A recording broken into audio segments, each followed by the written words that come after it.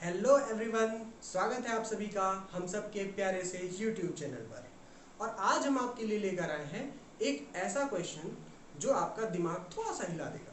Question ये है कि जब आपने बोर्स एटॉमिक मॉडल पढ़ा तो आपने कौन सा डिटरमाइनिंग फोर्स लिया था जो कि इलेक्ट्रॉन को आपके न्यूक्लियस के चारों ओर रिवॉल्व करा रहा था। वो फोर्स था, मैं आपको याद दिला दूं, वो फोर्स था कूलम्बिक या इलेक्ट्रोस्टैटिक फोर्स।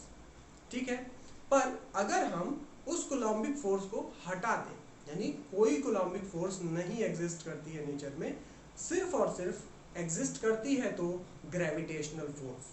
ठीक है, अगर हम उस कूलम्बिक फोर्स की जगह ग्रेविटेशनल फोर्स को इंक्लूड कर दें, ठीक है, तो आपका रेडियस क्या होगा हाइड्रोजन एटम के लिए, आज हम यही कैलकुलेट करेंगे। ठीक है, एक बार आपको पिक्चर दिखा देते हैं, ठीक है, और आपको थोड़ा सा हिंट भी दे देते हैं।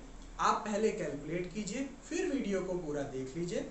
ठीक है, अगर आपका कैलकुलेशन अच्छा हुआ तो आज आपको बहुत ही एक इंटरेस्टिंग चीज पता चलेगी, और ये भी पता चलेगी कि कूलम्बिक फोर्स कितना इंपॉर्टेंट रोल अदा करता है। ठीक है, तो देखिए पिक्चर आपका ये है, ये आपका न्यूक्लियस होगा और ये आपका इलेक्ट्रॉन होगा। और अब जो आप फोर्स लगाएंगे, यहाँ पर आप सेंट्रीपिटल जो फोर्स लगाते हैं वो कूलम्बिक फोर्स के बराबर होता था, पर अब इस फोर्स को आप कर दीजिए ग्रेविटेशनल फोर्स Fg, और आप कैलकुलेट कीजिए रेडियस ऑफ दिस एटम। ठीक है, यही आज का टास्क है। आप पहले वीडियो पॉज कीजिए, इसको कैलकुलेट कीजिए, और अगर आप इसको कैलकुलेट कर लिए हैं तभी आप वीडियो को आगे देखिए। तो चलिए देखते हैं।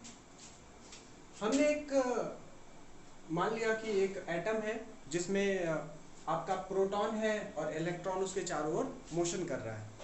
अब जो आपकी फोर्स है जो कि सेंट्रीपिटल दे रही है, यानी कि प्रोटॉन इलेक्ट्रॉन को खींचा हुआ है और इलेक्ट्रॉन इसके चारों ओर मोशन कर रहा है, ये वाली फोर्स कौन दे रहा है? ये वाली फोर्स दे रहा है आपका फोर्स ऑफ ग्रेविटी Fg। ठीक है, यानी कि आपको याद होगा हमने जब बोर्स मॉडल पढ़ा था तो बोर्स मॉडल में यही एक्सप्रेशन आपका था, F centripetal is equals to F of C, यानी कूलम्बिक फोर्स। ठीक है, बस उसी की जगह हमने क्या कर दिया, हमने लिख दिया ग्रेविटेशनल फोर्स। क्यों? क्योंकि अब जो पुल है, जो रिक्वायर्ड पुल है सर्कुलर मोशन के लिए, वो कौन प्रोवाइड कर रहा है? ग्रेविटेशनल फोर्स प्रोवाइड कर रहा है। ठीक है, चलिए अब देखिए, हमने सेंट्रीपिटल फोर्स जानते हैं mv²/r। तो m कौन सा? m जो बॉडी सर्कुलर मोशन कर रही है, वो कौन बॉडी सर्कुलर मोशन कर रही है? इलेक्ट्रॉन। ठीक, तो इलेक्ट्रॉन का मास me into v²/r। Force of gravity क्या होती है? फोर्स ऑफ ग्रेविटी होती है g m1m2/r²। यहाँ m1 क्या है? m1 जो बॉडी मास रोटेट कर रहा है, और m2 क्या है? प्रोटॉन का मास, यानी कि न्यूक्लियस का मास। यहाँ पर सिर्फ प्रोटॉन नहीं, हाइड्रोजन एटम है तो आपका प्रोटॉन का सिर्फ मास होगा। लेकिन जब आप मान लीजिए हीलियम एटम ले लेंगे तो He2 4, 2 प्रोटॉन 2 न्यूट्रॉन, यानी यहाँ पर क्या आ जाएगा? 4 टाइम्स मास ऑफ Me। ठीक है, अगर आपने सोडियम एटम ले लिया तो क्या आ जाएगा? 11Na23 Na। तो सोडियम एटम के लिए यहाँ पर 23 times of mass of proton approximately, है ना, अगर मास ऑफ प्रोटॉन और न्यूट्रॉन सेम मान लिए तो। ठीक, तो देखिए अब एक्सप्रेशन आपका आगे बढ़ता है, mev²/r g memp/r²। यहाँ से v² की वैल्यू हमने निकाल ली। उसके बाद देखिए, चाहे आप using quantization of angular momentum लगा रहे हैं, सवाल ये है कि लगा क्यों रहे हैं, है ना, तो चाहे आप एक छोटा सा एटम देख रहे थे, ठीक, और अभी आप फोर्स ऑफ ग्रेविटी की वजह से देख रहे हैं, जब इलेक्ट्रोस्टैटिक की वजह से देख रहे थे और अब फोर्स ऑफ ग्रेविटी की वजह से देख रहे हैं, दोनों केसेस में इलेक्ट्रॉन को अगर न्यूक्लियस के चारों ओर रिवॉल्यूशन करना है और स्टेबल भी रहना है तो उसको एंगुलर मोमेंटम तो क्वांटाइज्ड रखना ही पड़ेगा। एंगुलर मोमेंटम जब तक क्वांटाइज नहीं होगा तब तक आपका वो ऑर्बिट स्टेबल ऑर्बिट होगा ही नहीं, ठीक है। तो इलेक्ट्रॉन उस ऑर्बिट में स्टे नहीं कर पाएगा, रुक नहीं पाएगा, ठीक है। अगर इलेक्ट्रॉन नहीं रुका तो फिर से वही वाली हाइपोथेसिस आएगी कि इलेक्ट्रॉन रिवॉल्यूशन कर रहा है और एनर्जी का रेडिएशन कर रहा है, पर जैसे ही वो स्टेबल ऑर्बिट में रहेगा इलेक्ट्रॉन एनर्जी का रेडिएशन नहीं करेगा, ठीक है, बोर के कॉन्सेप्ट के अनुसार। तो आप एंगुलर मोमेंटम के क्वांटाइजेशन का रूल लगा सकते हैं। अगर आपने लगा दिया तो क्या हुआ, L angular momentum is equals to MEV/r, क्योंकि इलेक्ट्रॉन ही रिवॉल्यूशन कर रहा है तो mass of electron into V into r is equals to NH/2π, और वहां से आ गया V is equals to NH/2πmr। देखिए सेम चीज मैंने आपको बोर्स ऑर्बिट में भी पढ़ाई थी कि बोर्स का रेडियस कैसे निकालते हैं, ठीक है ना। बोर के हाइपोथेसिस से हाइड्रोजन एटम का रेडियस कैसे निकालते हैं, तो बस वही चीज हम यहाँ पर भी कर रहे हैं। अब यहाँ से V की वैल्यू ले आकर इक्वेशन 1 में रखेंगे, इस इक्वेशन को सॉल्व किया, इक्वेशन 2 और 1 को, और सॉल्व करने के बाद रेडियस का एक्सप्रेशन ये आ गया है आपका, रेडियस है n²h²/g4πme² इंटू mp।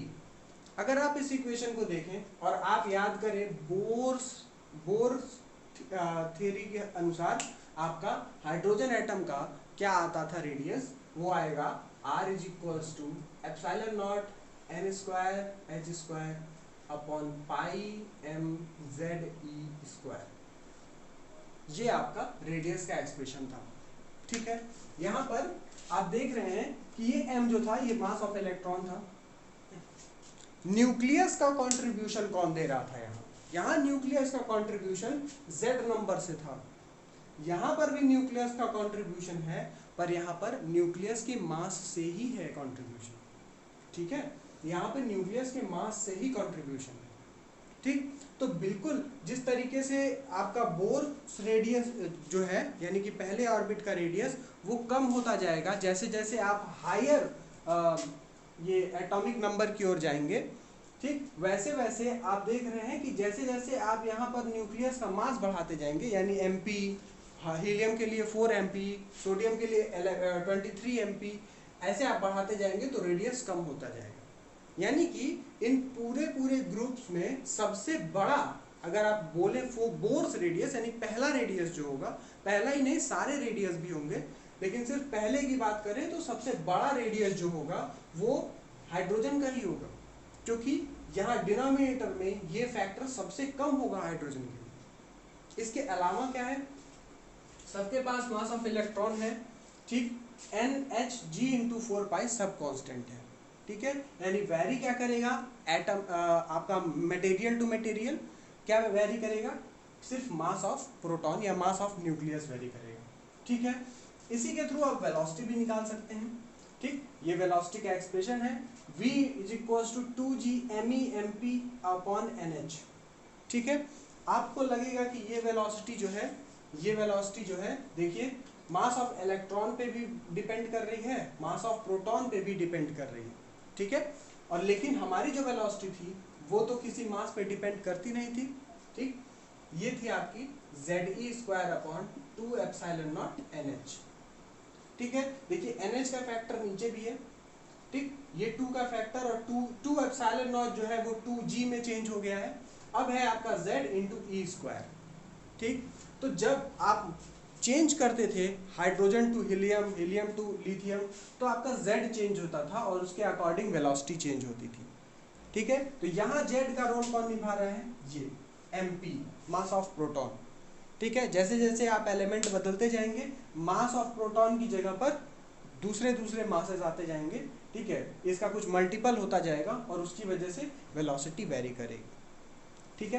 तो ये पिक्चर तो आपको क्लियर हो गई होगी, लेकिन बहुत इंटरेस्टिंग चीज जो है वो इस कैलकुलेशन में नहीं रखा है। बहुत इंटरेस्टिंग चीज जब हम इसका इस कैलकुलेशन में नहीं, इसमें जब इसका हम न्यूमेरिकल वैल्यू लाते हैं तब रखते हैं, तब देखते हैं कि क्या इसमें चेंजेस आ रहे हैं और किस वैल्यू को ये अटेन कर रहा है ना। आप देखिए जब आप हाइड्रोजन का रेडियस देख रहे थे तो वो आ रहा था, सबसे पहला बोर्स रेडियस था वो 0.53 एंगस्ट्रॉम, ठीक है, ठीक, देखिए अब रेडियस किस तरह से चेंज हो रहा है जैसे ही आप ग्रेविटेशनल इफेक्ट ले लेते हैं तो। ठीक, तो देखिए अभी आपका रेडियस क्या हो जाएगा, n square H square G 4 pi M E square M P. N को मैंने 1 मान लिया है, यानी पहले ऑर्बिट का ही रेडियस निकालना चाहते हैं। उसके बाद एच स्क्वायर की वैल्यू है अपॉन जी की value, G 6.67 into 10 to power minus 11 4 pi, और mass of electron 9.1 into 10 to power minus 31, mass of proton 1.6726 into 10 to power minus 27। इस सब को रखने के बाद हमने कैलकुलेट किया और रेडियस हमारा निकल कर आया 3.8 इंटू 10 टू पावर 29 मीटर। ठीक है, अब आपको ये चीज समझ में नहीं आएगी कि ये 29 आखिर है क्या और इसको हम कंपेयर किससे करें। ठीक है, कंपेयर किससे करें, तो आपको अगर कंपेयर करना है तो नॉर्मली आप पहले अर्थ से सन की दूरी देख लीजिए कि कितनी है। ठीक है, उसके बाद आप यहाँ से अर्थ से वीनस की दूरी देख लीजिए। ठीक है, आप मार्स की दूरी देख लीजिए, आप सैटर्न की दूरी देख लीजिए, ये सारी डिस्टेंसेस आप देख लीजिए तो आपको थोड़ा बहुत आइडिया लगेगा। ठीक, पर अब आप सोचिए कि आप एक गाड़ी चला रहे हैं, उस गाड़ी की स्पीड है 100 किलोमीटर पर आवर। उस गाड़ी को आप 1 साल तक चला रहे हैं तो आप कितनी दूर जाएंगे। ठीक है, अब आप एक गाड़ी चला रहे हैं जिसकी स्पीड है लाइट की स्पीड के बराबर 3 into 10 to power 8 metre per second, यानी 1 सेकेंड में 3 इंटू 10 टू पावर 8 मीटर जा रहा है। ठीक है, तब आपकी उस गाड़ी से आप कितनी दूरी तय करेंगे 1 साल में, that is known as 1 light year. ठीक, यहाँ पर है 1 लाइट ईयर, यानी कि एक ऐसी गाड़ी जिसकी स्पीड है लाइट की स्पीड के बराबर, वो 1 साल में कितनी दूरी तय करेगा, तो वो होगी 9.46 इंटू 10 टू पावर 15 मीटर। ठीक है, इसे आप निकाल भी सकते हैं। 1 light year is equals to speed of light. देखिए ये क्या है, ये एक डिस्टेंस है, तो distance is equals to velocity into time, हो जाएगा velocity 3 into 10 to power 8 metre per second. Okay, और आपका जो टाइम है वो है 1 साल का, यानी 365 डेज इंटू 1 डे में 24 आवर्स, 24 आवर्स 1 आवर में 60 मिनट्स इंटू 60 सेकेंड्स। अब इसको सॉल्व कीजिएगा तो आपका वैल्यू जो आएगा वो आएगा 9.46 इंटू 10 टू पावर 15 मीटर। और 1 बिलियन मीटर क्या होगा, 1 बिलियन मीटर आप जानते हैं, बिलियन जो है वो आपका एक क्वांटिटी है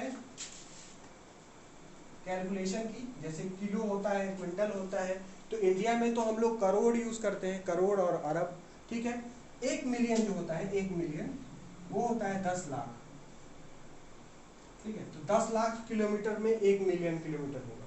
और 1 बिलियन जो होता है वो 10 टू पावर 3 मिलियन के बराबर होता है। ठीक है, इसको आप बोल सकते हैं कितना, 1 अरब। ठीक है, 1 बिलियन जो होता है वो 1 अरब के बराबर होता है। ठीक है, 1 अरब करोड़ रुपए 1 अरब के बराबर होता है। ठीक, 1 बिलियन 1 अरब होता है, 1 बिलियन मीटर में 10 टू पावर 9 मीटर होता है। ठीक, तो अगर आप कहें कि 1 बिलियन लाइट ईयर कितना होगा, 1 बिलियन लाइट ईयर वो कितना होगा, 1 लाइट ईयर इतना है, तो 1 बिलियन लाइट ईयर कितना होगा, 9.46 10 to power 15 into 10 to power 9। ठीक है, उतने गुना, यानी 9.46 इंटू 10 टू पावर 24 मीटर। अब अगर आप इस रेडियस को 1 बिलियन लाइट ईयर से डिवाइड कर दें तो आपको जो रेडियस मिलेगा वो बिलियन लाइट ईयर्स में मिलेगा। ठीक है, और कितना आ रहा है, 4 into 10 to power 4 billion light year. ये रेडियस आ रहा है आपका हाइड्रोजन एटम का।